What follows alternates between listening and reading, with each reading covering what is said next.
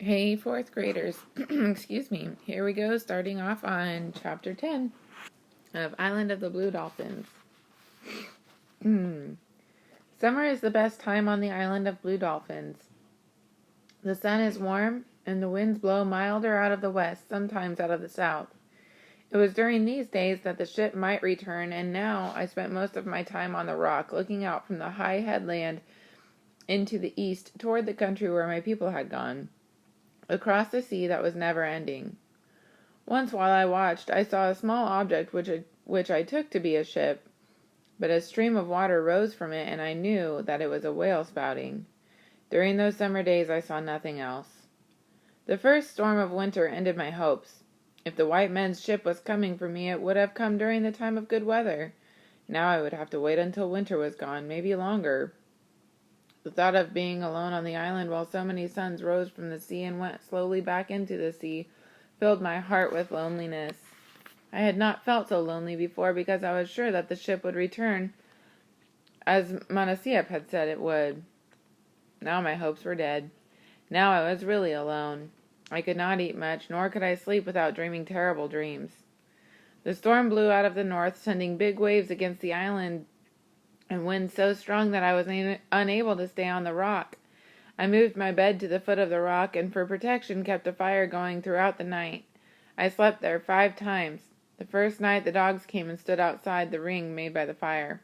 I killed 3 of them with arrows, but not the leader, and they did not come again. On the sixth day, when the storm had ended, I went to the place where the canoes had been hidden, and let myself dive over the cliff. This part of the shore was sheltered from the wind, and I found the canoes just as they had been left. The dried food was still good, but the water was stale, so I went back up to the spring and filled a fresh basket. I had decided during the days of the storm, when I had given up hope of seeing the ship, that I would take one of the canoes and go to the country that lay toward the east. I remembered how Kimki had, before he had gone, had asked the advice of his ancestors who had lived many ages in the past, who had come to the island from that country, and likewise the advice of Zuma, the medicine man who held power over the wind and seas. But these things I could not do, for Zuma had been killed by the Aleuts, and in all my life I had never been able to speak with the dead, though many times I had tried. Yet I cannot say I was really afraid as I stood there on the shore. I knew that my ancestors had crossed the sea in their canoes, coming from the place which lay beyond. Kimki too had crossed the sea. I was not nearly so skilled with a canoe as the men, but I must say that whatever might befall me on the endless waters did not trouble me. It meant far less than the thought of staying on the island alone without a home or companions, pursued by wild dogs, where everything reminded me of those who were dead and of those who had gone away. Of the 4 canoes stored there against the cliff, I chose the smallest, which was still very heavy because it could carry 6 people. The task that faced me was to push it down the rocky shore and into the water, a distance 4 or 5 times its length. This I did by first removing all the large rocks in front of the canoe. Then I filled in all these holes with pebbles, and along this path laid down a long strip of kelp, making a slippery bed. The shore was steep, and once I got the canoe to move down with its own weight, it slid down the path and into the water. The sun was in the west when I left the shore. The sea was calm behind the cliffs. Using the 2-bladed paddle, I quickly skirted the south part of the island. As I reached the sand pit, the wind struck. I was paddling from the back of the canoe because you can go faster kneeling there, but I could not handle it in the wind.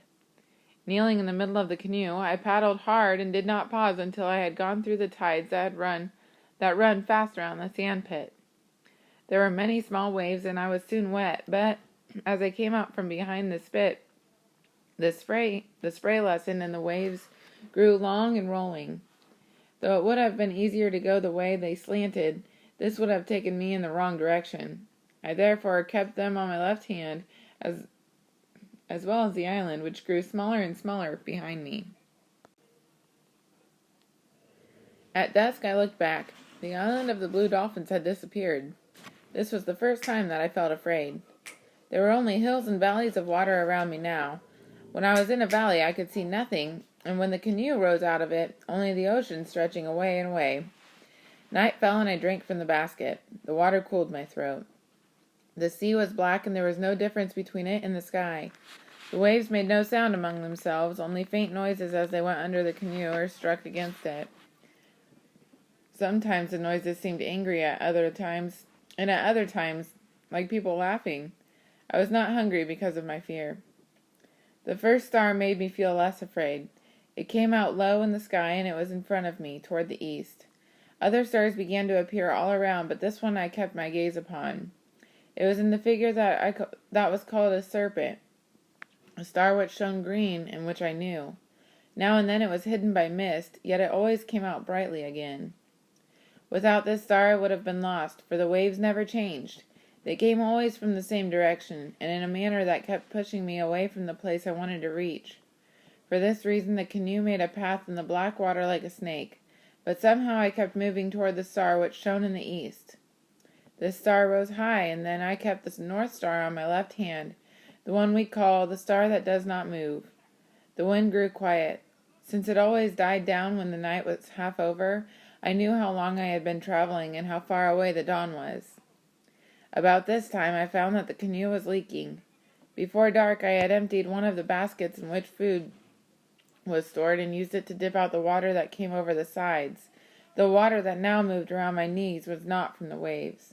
I stopped paddling and worked with the basket until the bottom of the canoe was almost dry. Then I searched around, feeling in the dark along the smooth planks, and found the place near the bow where the water was seeping through, a crack as long as my hand and the width of a finger. Most of the time it was out of the sea, but it leaked whenever the canoe dipped forward in the waves. The places between the planks were filled with black pitch, which we gather along the shore. Lacking this, I tore a piece of fiber from my skirt and pressed it in the crack which held back the water. Dawn broke in a clear sky, and the sun came out of the waves. I saw that it was far off on my left. During the night I had drifted south of the place I wished to go, so I changed my direction and paddled along the path that made the rising sun. There was no wind on this morning, and the long waves went quietly under the canoe. I therefore moved faster than during the night. I was very tired, but more hopeful than I had been since I left the island. If the good weather did not change, I would cover my leagues before dark. Another night and another day might bring me within sight of shore toward which I was going. Not long after dawn, while I was thinking of this strange place and what it would look like, the canoe began to leak again. This crack was between the same planks, but was a larger one and close to where I was kneeling. The fiber I tore from my skirt and pushed into the crack held back most of the water which seeped in whenever the canoe rose and fell with the waves. Yet I could see that the planks were weak from one end to the other, probably from the canoe being stored so long in the sun, and that they might open along with the whole length of the waves, if the waves grew rougher. It was suddenly clear to me that it was dangerous to go on. The voyage would take 2 more days, perhaps longer. By turning back to the island I would not have nearly so far to travel. Still I could not make up my mind to do so. The sea was calm, and I had come so far. The thought of turning back after all this labor was more than I could bear. Even greater was the thought of the deserted island I would return to, of living there alone and forgotten. For how many suns and how many moons? The canoe drifted idly on the calm sea while these thoughts went over and over in my mind. But when I saw the water seeping through the crack again, I picked up the paddle. There was no choice except to turn back toward the island. I knew that only by the best of fortune I would ever reach it. The wind did not blow until the sun was overhead. Before that time I covered a good distance, pausing only when it was necessary to dip water from the canoe. With the wind, I went more slowly and had to stop more often because of the water spilling over the sides, but the leak did not grow worse. This was my first good fortune. The next was when a swarm of dolphins appeared. They came swimming out of the west, but as they saw the canoe, they turned around in a great circle and began to follow me. They swam up slowly and so close that I could see their eyes, which are large and the color of the ocean.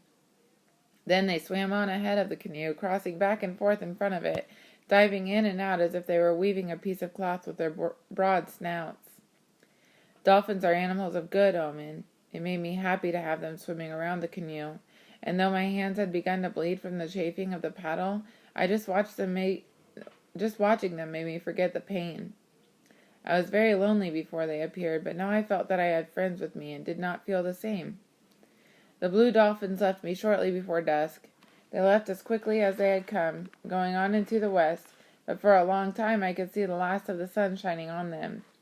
After night fell, I could still see them in my thoughts, and it was because of this that I kept on paddling when I wanted to lie down and sleep.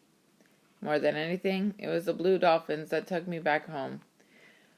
For came with the night, yet from time to time I could see the star that stands high in the west, the red star called Magat, which is part of the figure that looks like a crawfish and is known by that name. The crack in the planks grew wider, so I had to stop often to fill it with fiber and dip out the water. The night was very long, longer than the night before. Twice I dozed, kneeling there in the canoe, though I was more afraid than I have ever been.